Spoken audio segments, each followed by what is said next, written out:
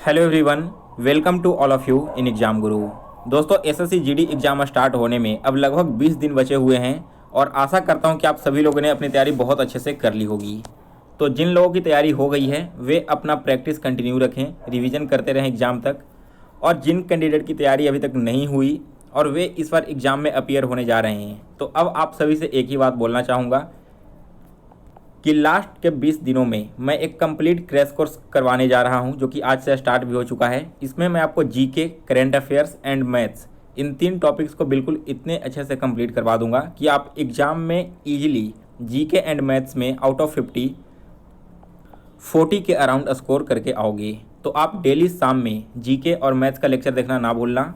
आज पहला लेक्चर है जीके का और कल से मैं आपको मैथ्स का भी क्रैश कोर्स करवाऊंगा, जिसमें सभी चैप्टर के जितने भी क्वेश्चंस बनते हैं जो कि एसएससी के ट्रेंड में अभी चल रहे हैं, उन सभी क्वेश्चंस को कॉन्सेप्ट के साथ क्लियर करा दूंगा। ठीक है, चलिए।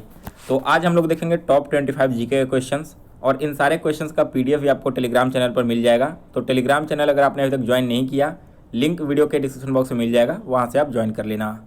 और चलिए आज का वीडियो स्टार्ट करते हैं। तो देखिए, सबसे पहला क्वेश्चन है, विशाल बांधों के निर्माण का विरोध किन कारणों से किया जाता है। दोस्तों, जब भी कोई विशाल बांध बनते हैं तो वहाँ पर की आसपास की जितनी भी भूमि होती है उन सभी को अधिग्रहण कर लिया जाता है। तो इसका डायरेक्ट इम्पैक्ट किस पर पड़ता है? डायरेक्ट इम्पैक्ट पड़ेगा किसानों पर, यानी कि किसानों का बड़े पैमाने पर विस्थापन करना होता है जब भी कहीं पर बड़े बांध बनाए जाते हैं। ऑप्शन ए इस क्वेश्चन का करेक्ट आंसर है। चलिए आगे बढ़ते हैं, सेकंड क्वेश्चन देखेंगे। तो सेकंड है हमारा क्वेश्चन नंबर 27। धूप खेल एक मौसमी खेल है जो किस राज्य में खेला जाता है। दोस्तों, यह जो धूप खेल है वो खेला जाता है असम राज्य में। ऑप्शन सी इस क्वेश्चन का करेक्ट आंसर है। नेक्स्ट है आपका क्वेश्चन नंबर 28। भारत में 1912 में जमशेदपुर में पहला लौह और इस्पात कारखाना किसने स्थापित किया था। यहाँ पर देखो, आप 1921 को कैंसिल करके 1912 कर लेना। तो देखो यहाँ पर जो लौह एवं इस्पात कारखाना जो सबसे पहला है भारत में, वो स्थापित किया गया था यहाँ पर JN टाटा के द्वारा। ऑप्शन ए इस क्वेश्चन का करेक्ट आंसर है। नेक्स्ट है क्वेश्चन नंबर 29। प्रधानमंत्री रोजगार योजना कौन से वर्ष में प्रारंभ की गई थी। यह योजना दोस्तों शुरू की गई थी 1993 में। ऑप्शन सी इस क्वेश्चन का करेक्ट आंसर है। अगला क्वेश्चन है क्वेश्चन नंबर 30। भारतीय संविधान लिखने वाली संविधान सभा में कितने सदस्य थे। जब भारत का कॉन्स्टिट्यूशन लिखा जा रहा था तो उस समय जो संविधान सभा बनी थी, इनमें सदस्यों की संख्या थी 299। और देखो, अभी हाल ही में मैंने एसएससी एमटीएस का एग्जाम दिया था जिसमें एग्जैक्ट सेम क्वेश्चन पूछा गया था हमसे। एक पूछा गया था संविधान में लिखने में कितने सदस्य थे, और किसी एक और शिफ्ट में क्वेश्चन आया था कि जो संविधान सभा लिखा जा रहा था, इसे लिखने का कार्य किसने किया था हाथों से। तो अभी लेटेस्ट में जितने भी एसएससी के एग्जाम हुए हैं उनमें जो भी क्वेश्चंस पूछे गए हैं, आप एग्जाम में जाने से पहले एक बार उसे भी कवर कर लेना। बहुत सारे ऐसे क्वेश्चंस होंगे जो आपको फिर से एग्जाम में रिपीट देखने को मिल सकते हैं। ठीक है, चलो आगे देखते हैं क्वेश्चन नंबर 31। निम्नलिखित में से कौन सी नीति काम करने के अधिकार के अंतर्गत आती है। तो देखो, यहाँ पर काम करने के अधिकार के अंतर्गत आती है महात्मा गांधी राष्ट्रीय ग्रामीण रोजगार अधिनियम। ऑप्शन बी इस क्वेश्चन का करेक्ट आंसर है।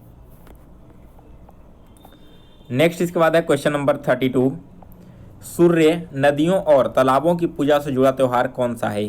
यह है दोस्तों छठ पूजा, यानी कि ऑप्शन सी इस क्वेश्चन का करेक्ट आंसर है। नेक्स्ट है क्वेश्चन नंबर 33। सितारों की जगमगाहट का कारण क्या होता है। आप देखोगे कि जब भी आप आकाश की ओर देखते हो तो सितारे चमकते हुए दिखते हैं। इसका मेन रीजन क्या है? इसका रीजन होता है वायुमंडलीय अपवर्तन। ठीक है, ऑप्शन ए इस क्वेश्चन का करेक्ट आंसर है।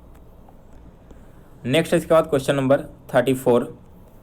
भारत के अधिकांश शास्त्रीय नृत्य 3 मुख्य पहलुओं को मिलाते हैं। वो 3 पहलू क्या क्या हैं? पहला भाव है, दूसरा राग है, और तीसरा जो होता है वो यहाँ पर होता है ताल। ऑप्शन ए इस क्वेश्चन का करेक्ट आंसर है। नेक्स्ट है इसके बाद क्वेश्चन नंबर 35। किस भारतीय कलाकार को जीवन काल उपलब्धि लाइफ टाइम अचीवमेंट ग्रैमी पुरस्कार से सम्मानित किया गया है। तो यह पुरस्कार दिया गया दोस्तों रविशंकर को। ऑप्शन बी इस क्वेश्चन के करेक्ट आंसर है। नेक्स्ट है क्वेश्चन नंबर 36। भाखड़ा नांगल बांध किस नदी पर स्थित है। दोस्तों यह बांध स्थित है आपकी सतलज नदी के ऊपर में। ऑप्शन सी इस क्वेश्चन का करेक्ट आंसर है।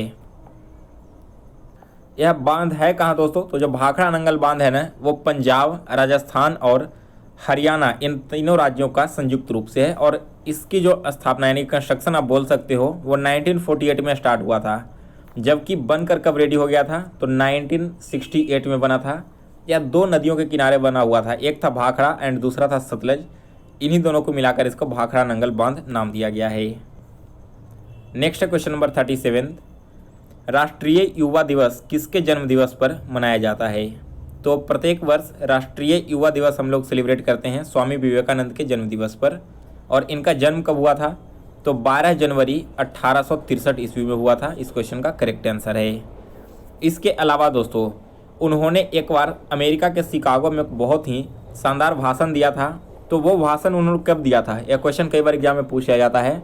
डेट आप लोग याद रखना, 1893 में शिकागो के एक सम्मेलन में स्वामी विवेकानंद ने स्पीच दिया था। नेक्स्ट है यहाँ पर देखो क्वेश्चन नंबर 38। निम्न में से किस उच्च न्यायालय में सबसे अधिक बैठकें हैं? तो यह सबसे ज़्यादा है गुवाहाटी उच्च न्यायालय में। ऑप्शन ए करेक्ट आंसर है। नेक्स्ट है आपका देखो क्वेश्चन नंबर 39। साइकिल चलाते हुए दुनिया पार करने वाली सबसे तेज एशियाई कौन है? इनका नाम है दोस्तों Vedangi Kulkarni. Option B correct answer है। 40 क्वेश्चन है देखो। 69वां गणतंत्र दिवस 2018 में अशोक चक्र से किसे सम्मानित किया गया है? तो देखो यह सम्मान दिया गया था 2018 में ज्योति प्रकाश निराला को। ऑप्शन बी इस क्वेश्चन का करेक्ट आंसर है। अगला क्वेश्चन है 41 नंबर। भूमि पर उच्च जनसंख्या दबाव के क्षेत्रों में किस प्रकार की खेती की जाती है? तो जहाँ भी ऐसे क्षेत्र है दोस्तों वहाँ पर सघन निर्वाह टाइप की खेती की जाती है। ऑप्शन ए करेक्ट आंसर है।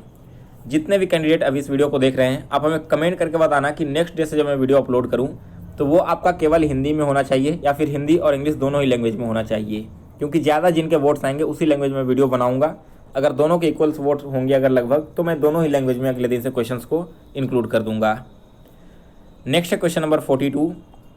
पीयूष ग्रंथि या फिर आप जिसे इंग्लिश में पिट्यूटरी ग्लैंड कहते हो, किस हार्मोन का स्राव किया जाता है? ठीक है, पीयूष ग्रंथि से हम किस हार्मोन का स्राव होता है? यह होता है ग्रोथ वृद्धि हार्मोन। ठीक है, ऑप्शन ए इस क्वेश्चन का करेक्ट आंसर है। नेक्स्ट है आपका क्वेश्चन नंबर 43। किस भारतीय राज्य में आवास मंडलियों, उद्योगों एवं इमारतों की अन्य निर्दिष्ट श्रेणियों के लिए सौर प्लांट्स अनिवार्य कर दिए गए हैं? तो यह अनिवार्य कर दिया गया है अभी हाल ही में हरियाणा राज्य में। ऑप्शन ए इस क्वेश्चन का करेक्ट आंसर है। 44 क्वेश्चन है। केंद्रीय सामाजिक कल्याण मंडल के संस्थापक अध्यक्ष कौन थे? इसके संस्थापक अध्यक्ष थे जी दुर्गाबाई देशमुख। ऑप्शन सी इस क्वेश्चन का करेक्ट आंसर है। नेक्स्ट है क्वेश्चन नंबर 45। मशरूम और अन्य सूक्ष्म जीव मृत पौधे और जानवरों के ऊतकों पर फीड करते हैं और उन्हें किस में परिवर्तित करते हैं? आपने देखा होगा कि जितने भी मृत पौधे होते हैं, ठीक है, या फिर जानवर वगैरह होते हैं, उसके ऊपर मशरूम उगाता है या फिर अन्य और भी कई तरह के सूक्ष्म जीव उगाते हैं। तो यह क्या करते हैं, उनके जो ऊपर में ऊतक होते हैं, जो उनके टिश्यूज होते हैं, उसी पर वे रहते हैं, उसी को खाते पीते हैं और उसे किस चीज़ में परिवर्तित कर देते हैं? तो वे कन्वर्ट कर देते हैं धरण में। ऑप्शन डी इस क्वेश्चन का करेक्ट आंसर है। 46 क्वेश्चन है। चिप्स को ऑक्सीडाइज्ड होने से बचाने के लिए चिप्स के बैग में कौन सी गैस प्रवाहित की जाती है? तो यहाँ पर प्रवाहित किया जाता है nitrogen gas. Option C correct answer है। आपने देखा होगा जब भी आप कोई चिप्स परचेज करते हो, लेज वगैरह, तो उसमें बहुत सारी हवा भरी होती है, तो वो हवा नाइट्रोजन ही होती है और उसे इसलिए भरा जाता है ताकि चिप्स ऑक्सीडाइज्ड होकर ख़राब ना हो, क्योंकि वो तेल में फ्राई हुआ प्रोडक्ट है। अगर ऐसे ही खुले में रहेगा तो वो फ्राई हो जाएगा, ख़राब हो जाएगा। नेक्स्ट है क्वेश्चन नंबर 47। 2 साल तक बिना किसी मुकदमे के राजनीतिक कैदियों को हिरासत में रखना किस एक्ट की विशेषता थी? तो यह एक्ट कौन सा था? रॉलेट एक्ट था। ऑप्शन ए इस क्वेश्चन का करेक्ट आंसर है, जिसमें आपको हिरासत में ले लिया जा सकता था बिना किसी रीजन बताए हुए। ठीक है। नेक्स्ट है क्वेश्चन नंबर 48। देशों की तुलना करने के लिए प्रमुख अर्थशास्त्रीय विशेषता उनकी क्या है? तो इनकी जो मेन विशेषता है ना, वो है आय, यानी कि कोई भी देश की इनकम क्या है, इसी के बेसिस पर वो यह डिफाइन करते हैं वहाँ की फाइनेंशियल स्टेटस। 49 क्वेश्चन है। ईस्ट इंडिया कंपनी के आरवी वार्व के बाद निम्नलिखित में से किस समुद्री बंदरगाह का पतन हो गया था? तो यह हुआ था दोस्तों यहाँ पर सूरत समुद्री बंदरगाह का। ऑप्शन ए करेक्ट आंसर है। नेक्स्ट है क्वेश्चन नंबर 50। कौन सी भारतीय सांस्कृतिक स्थल विश्व विरासत की सूची में शामिल नहीं है? तो दोस्तों इनमें से कुतुब मीनार, लाल किला परिसर एंड हुमायूं का मकबरा, या सारे के सारे विश्व विरासत स्थल की सूची में शामिल हैं, लेकिन जामा मस्जिद इसमें नहीं है। सो ऑप्शन बी इस क्वेश्चन का करेक्ट आंसर है। गाइज आज का वीडियो समाप्त हुआ। तो अगर आपको वीडियो पसंद आया हो तो इसे लाइक और शेयर करें, और अगर आप चैनल पर नए हो तो चैनल को सब्सक्राइब कर लो, बेल नोटिफिकेशन को ऑन कर लो, जिससे एसएससी जीडी से रिलेटेड हर एक वीडियो की नोटिफिकेशन आप तक सबसे पहले पहुंच जाए।